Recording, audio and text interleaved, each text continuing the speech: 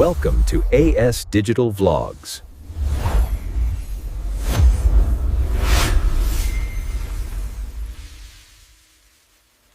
ఒక్కరోజే కాని ఆ ఒక్కరోజులో ఒక దేశం గర్వపడే భవిష్యత్తు గురించి ఆలోచించే ఎన్నో సంఘటనలు జరిగాయి. సరే, మరి జనవరి 25, 2026 నాడు మన దేశంలో ఏం జరిగిందో ఒక్కసారి వివరంగా చూసేద్దాం. ఈరోజు ఆలోచన ఏంటంటే, ప్రతిరోజు చివరి రోజు రేపే పరీక్ష. ఈ మాటలు కేవలం ఒక విద్యార్థికే కాదు, మన దేశానికి కూడా సరిగ్గా సరిపోతాయి. ఎందుకంటే నిరంతర ప్రగతి, సన్నద్ధత, ఈ స్ఫూర్తితోనే మన దేశం జనవరి 25న ముందుకు సాగింది. అదెలాగో చూద్దాం. మొదటగా దేశ గౌరవ ప్రదర్శన. మనందరికీ తెలుసు, ప్రతి ఏటా జరిగే గణతంత్ర దినోత్సవం మన దేశ శక్తికి, సంస్కృతికి అద్దం పడుతుంది. ఈసారి పరేడ్లో మన దేశం తన గర్వాన్ని, ప్రగతిని ఎలా చూపించబోతుందో తెలుసుకుందాం. ఈసారి పరేడ్లో అందరి దృష్టిని ఆకర్షించబోయే అంశం న్యాయం. అవును, న్యాయ మంత్రిత్వశాఖ ఒక ప్రత్యేకమైన శకటాన్ని ప్రదర్శించబోతోంది. ఇది మన న్యాయ వ్యవస్థలో వస్తున్న కొత్త సంస్కరణలకు, వాటి వెనుకున్న ఆశయానికి ఒక ప్రతీకన్నమాట. వావ్! ఇది నిజంగా పరేడ్ చరిత్రలోనే ఒక స్పెషల్ మూమెంట్. మొట్టమొదటిసారిగా మన దేశానికి చెందిన 5 స్వదేశీ సునక జాతులు అంటే ముధోల్ హౌండ్, రాంపూర్ హౌండ్, చిప్పిపరై, కొంబై మరియు రాజపాలయం ఇవన్నీ రాజ్పథ్లో కవాతు చేయబోతున్నాయి. ఇది కేవలం ఒక కవాతు మాత్రమే కాదు, మన వారసత్వానికి, మన దేశీయ జాతుల గొప్పతనానికి ఇస్తున్న ఒక గౌరవం. ఒక దేశం గొప్పదనమంటే కేవలం సైనిక ప్రదర్శనలే కాదు, దానికోసం తమ జీవితాలను పణంగా పెట్టే వీరుల త్యాగాలు కూడా. ఇప్పుడు దేశం కోసం అసాధారణమైన సేవలు అందించిన కొంతమంది హీరోల గురించి మాట్లాడుకుందాం. శాంతికాలంలో చూపిన ధైర్య సాహసాలకు ఇచ్చే అత్యున్నత పురస్కారం అశోక చక్ర. ఈ ప్రతిష్ఠాత్మకమైన గౌరవాన్ని గ్రూప్ కెప్టెన్ శుభాంశు శుక్లాకు ప్రకటించారు. ఇప్పుడు స్క్రీన్ మీద ఒక నెంబర్ చూస్తున్నారు కదా, 1500. ఇది ఏదో మామూలంకే కాదండి. దీని వెనుక కాపాడబడిన ఎన్నో జీవితాలున్నాయి, చిదిరిపోని ఆశలున్నాయి, ఒక వ్యక్తి చూపిన అసాధారణమైన ధైర్యముంది. అసలీ సంఖ్య వెనుకున్న కథేంటి? ఆ నంబర్ వెనుకున్న హీరో ఈవిడే, చందనా సిన్హా. రైల్వే ప్రొటెక్షన్ ఫోర్స్లో పనిచేస్తూ హ్యూమన్ ట్రాఫికింగ్ బారినుంచి ఏకంగా 1500కు పైగా పిల్లల్ని కాపాడి వారి జీవితాల్ని నిలబెట్టారు. ఆమె సేవలకుగాను అతి విశిష్ట రైల్ సేవా పురస్కారం లభించింది. నేలమీదే కాదు, మన సముద్ర తీరాల్ని కాపాడటంలో కూడా మనవాళ్లు ఎప్పుడూ ముందుంటారు. ఇండియన్ కోస్ట్ గార్డుకు చెందిన డీఐజీ కెఎస్ సీతారాం గారి విశిష్ట సేవలకుగాను విశిష్ట సేవా పథకం ప్రకటించారు.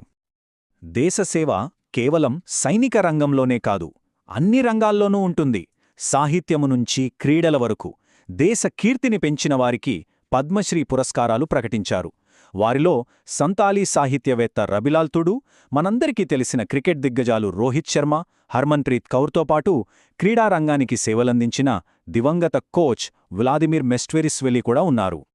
సరే, మన హీరోలను గౌరవించుకున్నాం, కాని బలమైన భవిష్యత్తును నిర్మించడం కూడా దేశభక్తే కదా. ఇప్పుడు మన దేశ భవిష్యత్తును తీర్చిదిద్దే కొన్ని కీలకమైన పాలసీలు, కార్యక్రమాల గురించి చూద్దాం. దేశ ప్రగతికి ఉపాధి కల్పన చాలా ముఖ్యం. ఆ దిశగా ఉత్తరప్రదేశ్ ప్రభుత్వం Sardar Patel industrial area scheme అనే ఒక మంచి పథకాన్ని మొదలుపెట్టింది. సింపుల్గా చెప్పాలంటే ప్రతి జిల్లాలోనూ స్థానికంగానే ఉద్యోగాలు సృష్టించడం దీని లక్ష్యం.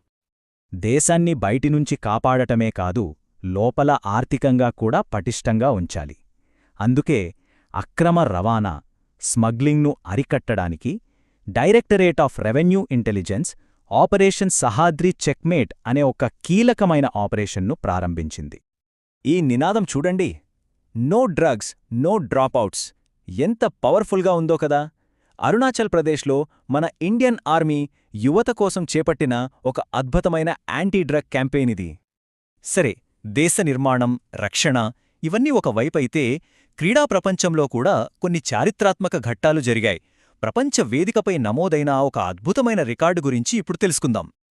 ఆ రోజు స్పోర్ట్స్ లవర్స్ అందరి కళ్ళు ఆస్ట్రేలియన్ ఓపెన్ మీదే ఉన్నాయి. ఎందుకంటే టెన్నిస్ లెజెండ్ నొవాక్ జోకోవిచ్ ఒక కొత్త చరిత్ర సృష్టించాడు. ఏకంగా 400 గ్రాండ్ స్లామ్ మ్యాచ్లు గెలిచిన మొట్టమొదటి ప్లేయర్గా రికార్డు సృష్టించాడు. అన్బిలీవబుల్ కదా. ఇప్పటివరకు మనం పరేడ్లు, పురస్కారాలు, పతకాల గురించి మాట్లాడుకున్నాం. కాని వీటన్నిటికీ పునాది ఎవరు? మనమే, అంటే పౌరులు. ప్రజాస్వామ్యంలో మన పాత్ర ఎంత కీలకమో ఇప్పుడు చూద్దాం. 16వ జాతీయ ఓటర్ల దినోత్సవం మన అందరికీ ఒక ముఖ్యమైన సందేశాన్నిస్తోంది. దీని థీమేంటంటే నా భారతదేశం నా ఓటు. ఇది మన హక్కును గుర్తు చేస్తుంది.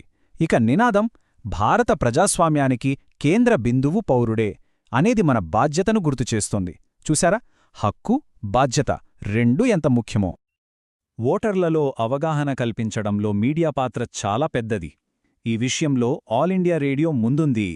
వాళ్ళు 2025లో చేసిన ఓటర్ అవగాహన ప్రచారానికి గాను మీడియా అవార్డును గెలుచుకున్నారు.